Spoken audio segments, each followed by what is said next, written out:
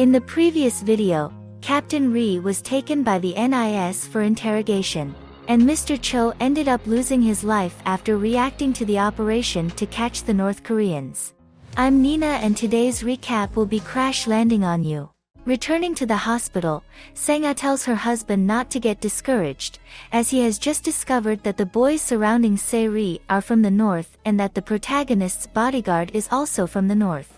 We then see that Ri-jong's team is detained and taken away for interrogation. However, the protagonist cannot stand by and watch her friends being taken away, and despite not being recovered, she goes after the men to try to stop them. Se-ri can't do anything to change this situation, and her mother stays by her side, comforting her. The interrogation did not occur the way the soldiers thought, as they were not electrocuted or had their nails pulled out. On the contrary, they received good food and comfort that they had not imagined. Se-hyung goes to his father's house to discuss the case of Se-ri sheltering the men from the north, and the head of the family already cuts him off, saying that he will not discuss family issues with someone who is not part of it. Se-jun and his wife were quietly listening to the conversation the three were having and ran to tell the protagonist. Se-ri learns that her sister-in-law, Sang-ah, intends to bring Sung-jun to their side in the investigation and let all the blame fall on the protagonist. In the next scene, we see Sung-jun in the north. The man who helped him go to the country was one of those who captured him, and he releases him when other people are sleeping. He asks Sung-jun to tie him up so no one suspects that he was the one who released him. Then the boy tries to catch a taxi to get out of that place as quickly as possible, but in this region, there are no cars available all the time. Sung-jun begins to despair, as the men are already looking for him, and the one who helps him in the end is that little boy who lives on the streets with his little sister, whom the protagonist had given him a bag full of food at the beginning. The little boy hides Sung-jun in the place where he and his little sister sleep. The men who were looking for him leave after a while, and this attitude moves Sung-jun because, upon hearing the little boy sing a song in which the lyrics talk about being an orphan and that no one in his life will cry for him, the boy realizes that he is in the same situation. So Sung-jun gives the little boy a roll of money to take care of himself and his little sister. He then realizes that the pawn shop where the protagonist mentioned that she left the ring is right in front of him, so the man decides to go to the place and retrieve the jewel.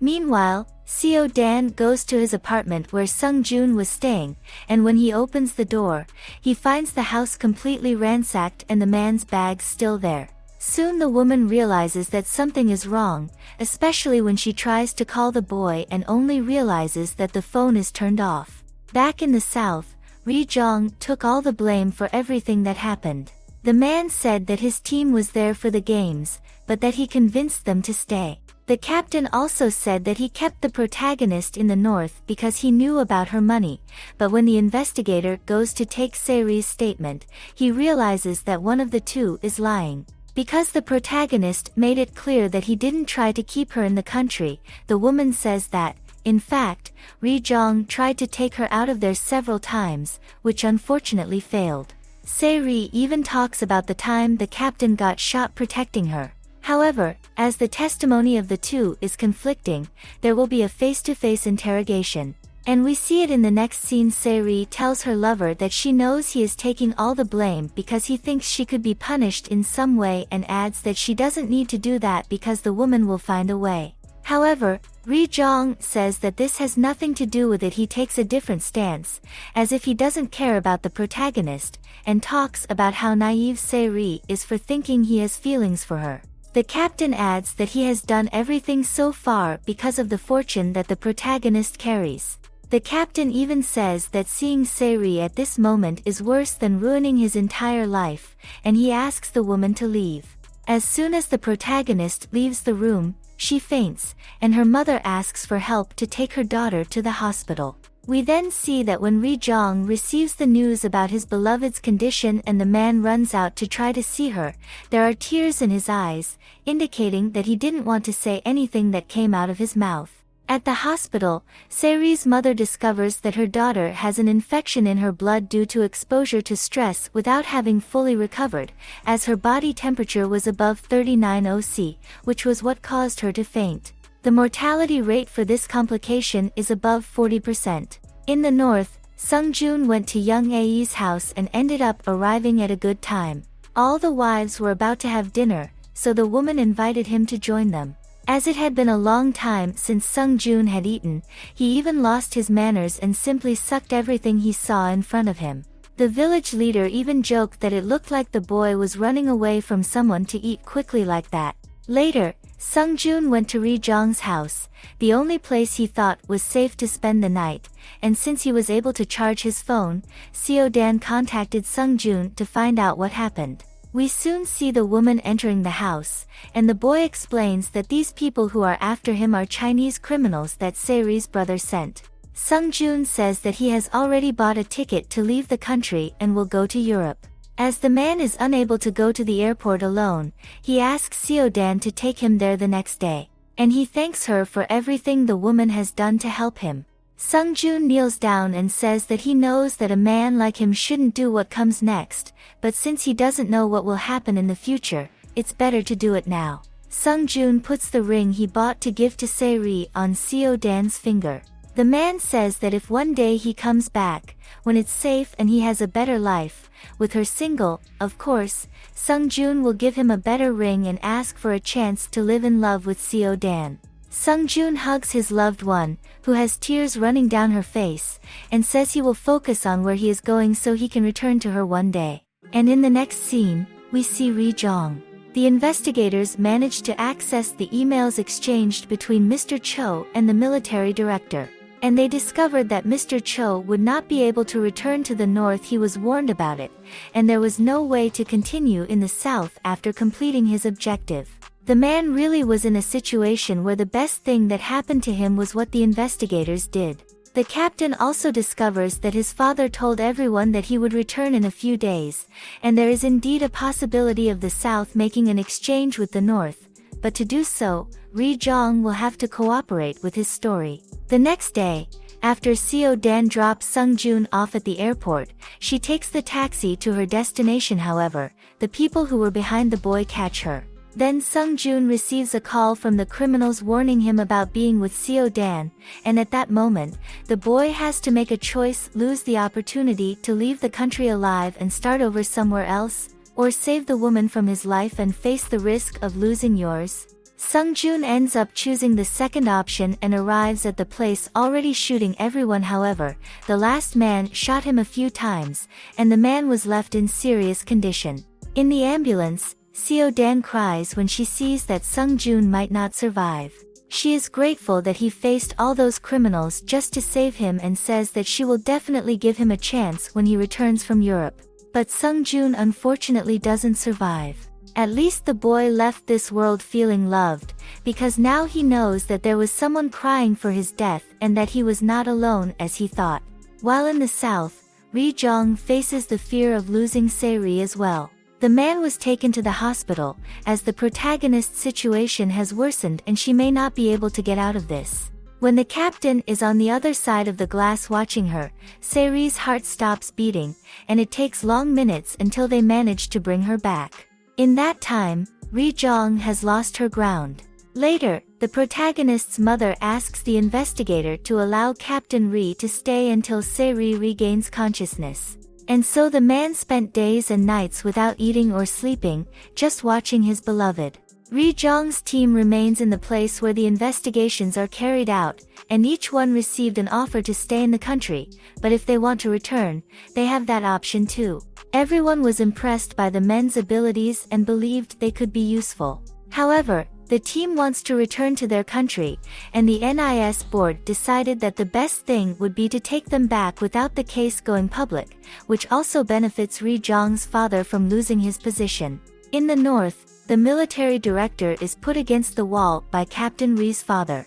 The people in the south sent them the evidence confirming that it was the military director who ordered Mr. Cho to do the dirty work and that neither of them are punished for the crimes they committed. Ri Jong's father agrees that the military director will be able to choose the place where they will receive the team back and carry out the repatriation process. In the next scene, we see Saeri's mother going to talk to her. The woman received the news that the captain and the team will return to the north at this very moment, but if the protagonist wants to say goodbye, she can take her there. At first, Saeri didn't want to say goodbye so that the process wouldn't be more painful than it already was. However, after she finds out from her mother that Ri Jong was waiting for her to wake up to leave, the woman goes back on her decision. So, the two get into the car, and Jong Yun runs through traffic to try to catch up with the men. When the investigator was informed that the woman wanted to say goodbye, he even tried to stop the men from changing, but the northern soldiers were in a hurry, and when Saeri arrived at the scene, her lover and the team had already crossed the line that separates the men. Countries. The protagonist runs out of the car, and upon seeing her loved one putting her recovery at risk once again, Ri Jong breaks free from the officer's arms and goes back to catch up with her. The two hug, and Saeri realizes that everyone has been handcuffed, so she cries, asking them to stay in the south so that they won't be punished in the north, but they have already made a choice, and the captain is taken back to his country along with the team. At least the two managed to say their last goodbye, and the protagonist received beautiful words from her lover, who told her that he has no regrets in his life and that she is like a gift that was given to him from heaven, literally. The man apologizes for the things he said when they had the face-to-face interview. He said he didn't mean to say any of that. In the next scene, we see them arriving in the north. In the middle of a forest, everyone is taken out of the vehicle, and the military director's car awaits them. Then the captain questions why they were there, and the officers point their weapons at our beloved team. Ri Jong understands at that moment that he will not make it home alive. However, his father arrives with the faithful soldiers and puts an end to the mess. He points a gun at the military director and says that he cannot let the man get away with it after seeing him try to take your son's life. As the military director still fires his gun, aiming at Ri Jong, the man's father shoots the traitor several times. When Captain Ri arrives home, his mother is emotional and relieved that she did not lose her only remaining son. Manbok's family was also moved because, as his wife couldn't get any news about the man, she started to think that he had lost his life. In the next scene, we see Seo Dan. Since Sung Joon passed away, the woman doesn't eat or leave the room, and her mother and uncle are very worried. The two sit and talk to Seo Dan, trying to make her feel welcomed, and it works. The woman decides that she wants revenge on those who took her lover's life. She then goes after everyone, including manager Oh and Saeri's brother. And speaking of him, Se-hyung and his wife go to his father's house. In the room, they come across a little surprise. The protagonist is also present. The woman tells her brother that since the man knows so much about laws, he should have known that she could end up in prison for up to 10 years for the crimes he committed. Se-hyung doesn't understand anything his sister is saying until Manager Oh enters the room, handcuffed by the case investigator. Manager Oh says he can't cover Sang-ah and her husband because the man who took care of Sung-joon in the north ended up sending all the evidence he had about the two being involved in the plan to take Se-ri to the north for taking Sung-joon's life, and even the calls with Mr. Cho. The investigator takes the couple in handcuffs, and before they leave, the head of the family tells his son that he needs to cut off the rotten part of the family before it grows and gets bigger and bigger. Later, when Se-ri is at her house getting ready for bed, she receives a message on her cell phone and decides to check it out. It's a message from Ri Jong. The man explains that the researcher helped him leave scheduled messages for his loved ones to receive throughout the year. And so she manages to contain her longing for her lover a little. Sometime later, Seo Dan's mother, Myung-eun, goes to the village to talk to the wives and tell them that her daughter is leaving the apartment, as she will no longer marry Captain Ri. But that's not the only reason she's there. The woman was recently in Europe and came across something peculiar about the place. There is a new line of facial creams from Se-ri's choice. It has packaging with women printed on it, and after analyzing it a little, she realized that they were the village wives. The name of the line is Saudade, and although the protagonist was partly the main reason why her daughter's marriage didn't work out, Myung-eun has no resentment towards her. And Seo Dan, while watching her apartment move, ends up finding a piece of Sung-joon's clothing in one of the boxes. The woman hugs the piece and ends up crying when she remembers her lover. After a while, Myeong-eun decides to go talk to Ri Jong's mother to break off the engagement for her daughter. The woman explains that her daughter ended up falling in love with someone else who loved her even more than her own life, and that's why Seo Dan won't be able to marry Captain Ri. Yoonhui apologizes for the years of waiting for the wedding, and this couple's story ends just as it began. We see that Seo Dan also went to talk to Ri Jong. She told him about the day I came to his house with Sung Joon. And that night, while looking for a candle, the woman ended up finding the camera he used to take photos. Seo Dan hated the object, and since she was his fiancée at the time, she decided to throw it away. However, the woman ended up sending the camera to a place to be repaired, and when it started working again, Seo Dan discovered that Se-ri was on their trip to Switzerland, as she appears in one of the photos. Seo Dan tells the man that he believes it was destiny that brought Ri Jong and the protagonist together. In the south, a good amount of time passes, and the captain's messages continue to arrive for Se-ri. One day, she receives a vase with planted seeds at her house. Through the messages, the man sent her instructions on how to take care of this flower, and the woman gave her instructions, followed by the letter. On Se-ri's birthday, she received the last message from her lover, because there are limits to them, and the man promises that one day they will meet again in the country where these flowers grow, Switzerland. Ri Jong couldn't say when that would happen for his beloved, but he said that if everyone tries hard, he knows they will succeed. We see that another period has passed, and in the spring, the captain informs the village wives that he has been dismissed by his superiors and chosen as pianist for the National Symphony Orchestra. Then the man will leave the village, and Chi-soo will be the new captain. In the south, the protagonist suggests that her company and her family's company get together and create a program in Switzerland, a foundation that will support children from low-income families to teach them how to play classical music if the children are talented. Se-ri's suggestion was well accepted and developed. In order to be able to notify Ri Jong every year when she would be in Switzerland, the woman sent word to all the media that she would be in the country to observe how the program was going. And we see that her mother became her support and never left her side. We also discover that the protagonist's brother, who was married to Sang-ah, asked for a divorce from his wife in prison. Se-ri ended up going to the country a few times and always spreading the word, but unfortunately, she never found him. Until one day, when the protagonist decided to paraglide in place, she ended up landing in a way she didn't want and ended up being in the same place where Ri Jong was.